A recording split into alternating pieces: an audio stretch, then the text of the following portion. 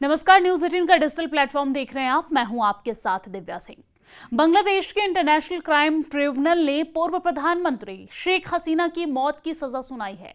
हसीना के साथ ही देश के पूर्व गृह मंत्री कमाल को भी मृत्यु दंड दिया गया है, जबकि पूर्व पुलिस महानिरीक्षक ममून पर नरमी बरती गई है। ममून को 5 साल की सजा सुनाई गई है। ममून सरकारी गवाह बन गए थे और इस बीच भारत में सर्व निर्वासन में रह रही शेख हसीना ने प्रतिक्रिया देते हुए कहा है कि इस फैसले की अहमियत नहीं है, कोई वैधता और लोगों के बीच कोई स्वीकार्यता नहीं है। हसीना ने यह भी कहा है कि उन्हें इस फैसले की कोई परवाह नहीं है। उन्होंने फैसले को नाजायज बताते हुए कहा है कि इसे एक नाजायज अतिवादी सरकार ने सुनाया है। बांग्लादेश के लोगों ने इस कंगारू कोर्ट के फैसले को खारिज कर दिया है। अवामी लीग भी इसे खारिज करती है। बांग्लादेश की अपदस्थ प्रधानमंत्री ने फैसले को साल 2025 का सबसे बड़ा मजाक बताया और आरोप लगाया कि एक आतंकवादी और चरमपंथी सरकार ने आईसीटी को हथियार बनाया है। वहीं शेख हसीना ने कहा है कि मोहम्मद यूनुस की सरकार ने असंवैधानिक तरीके से सत्ता हथिया ली है और अब अवामी लीग पर प्रतिबंध लगाकर और 1971 के मुक्ति संग्राम की विरासत पर हमला करके बांग्लादेश के राजनीतिक इतिहास को फिर से लिखने की कोशिश कर रही है।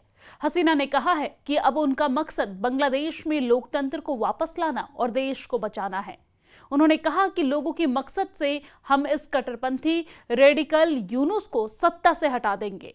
हमने पहले भी 1971 विरोधी ताकतों को हराया था और हम उन्हें फिर से हराएंगे। वहीं शेख हसीना के खिलाफ फैसला ऐसे समय में आया है जब बांग्लादेश बेहद अस्थिर समय का सामना कर रहा है। आईसीटी के फैसले की विदेशी राजनयिकों, अंतर्राष्ट्रीय पर्यवेक्षकों और अधिकार समूह ने निंदा की है। इस फैसले के बाद राजधानी ढाका समेत पूरे देश में तनाव बढ़ा हुआ है। फैसला सुनाए जाने के पहले कुछ दिनों से ढाका और देश के दूसरे हिस्सों में हिंसा शुरू हो गई थी। ये फैसला देश के हिंसा का नया दौर शुरू हो सकता है। मोहम्मद यूनुस की सरकार ने देशवासियों से शांति की अपील की है। तो वही फैसले को लेकर शेख हसीना ने कहा है कि पिछले वर्ष की जुलाई-अगस्त की घटनाएं हमारे देश के लिए और उन तमाम परिवारों के लिए एक त्रासदी थी जिन्होंने अपने प्रियजनों को खोया है। अव्यवस्था को रोकने के प्रयास में हमने जो कदम उठाए वो सद्भावना के साथ उठाए गए कदम थे, जिसका उद्देश्य जनहानि को कम करना था। हम स्थिति पर नियंत्रण खो बैठे, लेकिन इसे नागरिक पर जानबूझकर हमले के रूप में प्रस्तुत करना तथ्यहीन है। आईसीटी के अभियोजकों ने यह दिखाने के लिए कोई ठोस सबूत नहीं दिया कि मैंने लोगों पर घातक बल प्रयोग का आदेश दिया था। जिन ट्रांसक्रिप्ट और ऑडियो फाइलों को साक्ष्य के रूप में पेश किया गया है वो अधूरी और संदर्भ से बाहर थी। वास्तविकता यह है कि जमीनी स्तर पर संचालन का नियंत्रण सुरक्षा बलों के पास था, जो स्थापित कानूनी प्रोटोकॉल के तहत काम कर रहे थे। इसी अदालत का इस्तेमाल 1971 में हमारी स्वतंत्रता की लड़ाई को कमजोर करने वाले युद्ध अपराधियों को सजा देने के लिए किया गया था और इस अदालत का इस्तेमाल अब एक निर्वाचित सरकार से बदला लेने के अलावा किसी और उद्देश्य से नहीं हो रहा है। मैं अपने आरोप लगाने वालों का सामना करने से नहीं डरती हूं, बशर्ते कि ये एक निष्पक्ष ट्रिब्यूनल हो। यहां पर साक्ष्य को ईमानदारी से परखा जा सके। इसलिए मैंने बार बार अंतरिम सरकार को चुनौती दी है कि वो इन आरोपों को हेग स्थित अंतर्राष्ट्रीय अपराध न्यायालय में ले जाए। अंतरिम सरकार इस चुनौती को इसलिए स्वीकार नहीं करेगी क्योंकि उसे पता है कि आईसीसी मुझे बरी कर देगा। उसे यह भी डर है कि आईसीसी उसके अपने मानवाधिकार उल्लंघनों की जांच करेगा। हमारी सरकार जनता द्वारा लोकतांत्रिक रूप से चुनी गई थी और हम उसके प्रति जवाबदेह थे।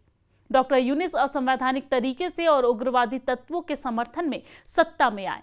उनके शासन में छात्रों, परिधान कर्मियों, डॉक्टर, नर्सों और साथ ही साथ शिक्षकों से लेकर पेशेवर तक हर प्रकार के प्रदर्शन को दमन से दबाया गया है, जिसमें से कुछ अत्यंत क्रूर थे।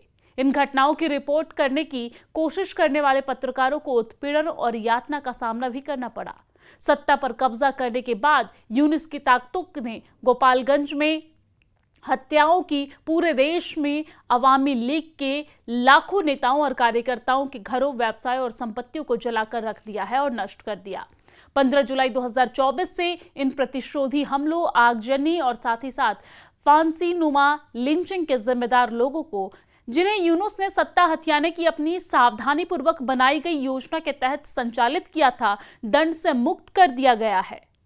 बांग्लादेश में इस वक्त तनाव का दौर चल रहा है और जब से यहां की पूर्व प्रधानमंत्री शेख हसीना की मौत की सजा सुनाई गई है, तब से यहां पर हालात और भी ज्यादा बिगड़ने लगे हैं।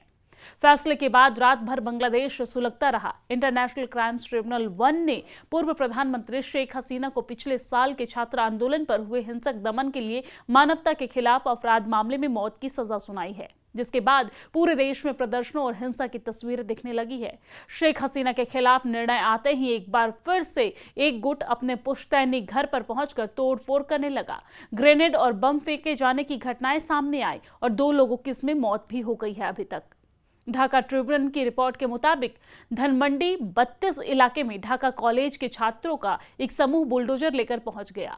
यहां पर शेख हसीना के पिता शेख मुजीबुर रहमान का ऐतिहासिक घर है, जिसे छात्रों का उग्र समूह बुलडोजर से गिराने के लिए पहुंचा था और तोड़ना चाहता था। वो कह रहे थे कि बंगबंधु के घर को प्रतीकात्मक रूप से ढा देंगे। हालांकि सुरक्षा बलों ने पहले ही रास्ता बंद कर रखा था। जब भीड़ बैरिकेडिंग तोड़ने लगी तो पुलिस ने लाठीचार्ज, साउंड ग्रेनेड और बल का प्रयोग कर उन्हें हटाया है। हालात काबू में करने के लिए सेना भी जगह जगह पर तैनात कर दी गई है।